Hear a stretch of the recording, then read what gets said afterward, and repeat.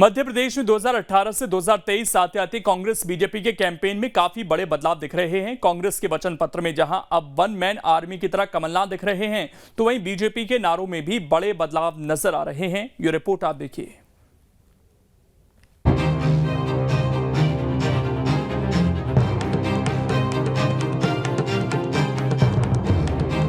जी हाँ, मध्य प्रदेश में 2023 आते आते काफी कुछ बदल गया है। दरअसल 17 अक्टूबर को कांग्रेस ने जब अपना वचन पत्र जारी किया तो इसमें कई बड़े बदलाव दिखे। यहाँ बदलाव से मतलब मुद्दों से नहीं बल्कि वचन पत्र में छपी तस्वीरों से है। दरअसल 2018 में कांग्रेस ने जो वचन पत्र जारी किया था उसमें राहुल गांधी की बड़ी तस्वीर थी। इस बार के वचन पत्र के कवर पेज में सबसे बड़ी तस्वीर पूर्व मुख्यमंत्री कमलनाथ की है। पार्टी अध्यक्ष मल्लिकार्जुन खड़गे कवर के ऊपरी हिस्से में दिख रहे हैं। उनकी तस्वीर सोनिया गांधी, राहुल गांधी और प्रियंका गांधी के साथ दिख रही है।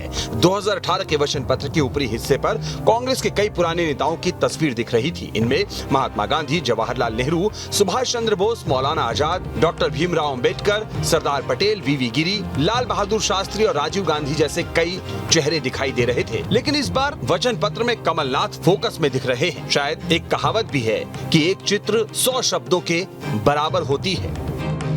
देखिए, मध्य प्रदेश कांग्रेस के नेता आदरणीय कमलनाथ जी हैं।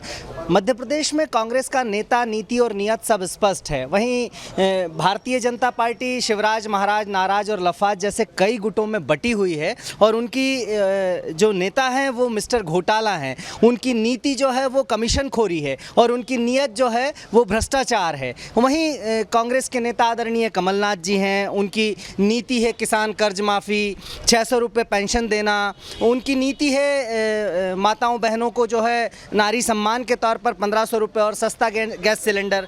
तो जो ये मध्य प्रदेश का चुनाव है, ये मध्य प्रदेश के मुद्दों पर लड़ा जाना चाहिए। कांग्रेस पार्टी स्थानीय स्तर पर जो है अपनी रणनीति तैयार कर रही है।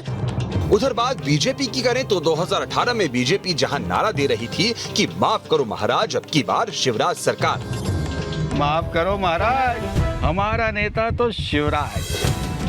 वही बीजेपी की होर्डिंग में इस बार अब की बार बीजेपी सरकार जैसे नारे दिख रहे हैं। यहाँ तक कि बीजेपी के थीम सॉन्ग में भी एमपी के मन में मोदी और मोदी के मन में एमपी है।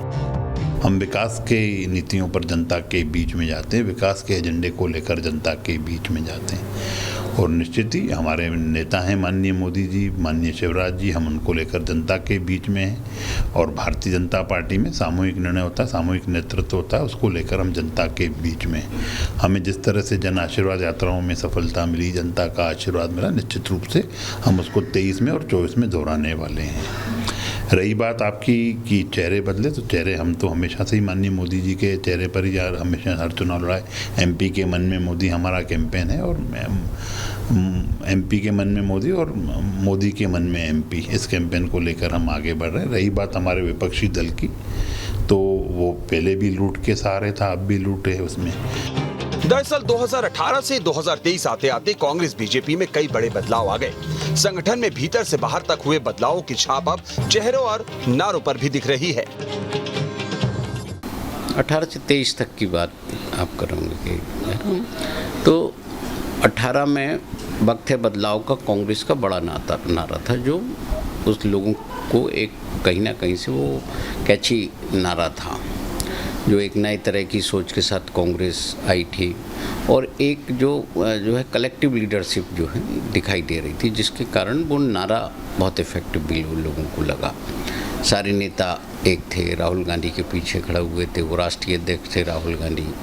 जो कांग्रेस में बदलाव आए वो तो 2019 के बाद आए, लेकिन 2018 तक जब 5 राज्यों के चुनाव थे उस वक्त पूरी कांग्रेस राहुल गांधी के साथ थी और भारतीय जनता पार्टी में तो एक ही नारा था, जो जिसे आप कह सकते हो ना कि वो भारतीय जनता पार्टी को उल्टा पड़ गया कि माफ़ करो महाराज, हमारा नेता शिवराज। किसी भी चुनाव में चेहरे और नारे का बड़ा रोल होता है। मध्य प्रदेश में 2018 में ये देखा भी गया था। यही वजह है कि 2023 में नारों के साथ साथ चेहरों को आगे पीछे करने के प्रयोग भी किए जा रहे हैं। राजनीति में जब हालात और स्थिति बदलती है तो नेता भी बदलते हैं और नारे भी बदलते हैं। 2018 में बीजेपी कांग्रेस के जो नारे थे वो इस बार के चुनाव में बहुत हद तक बदले हुए नजर आ रहे हैं, लेकिन बीजेपी और कांग्रेस का साफ तौर पर कहना है ये उनकी पुरानी ही रणनीति है।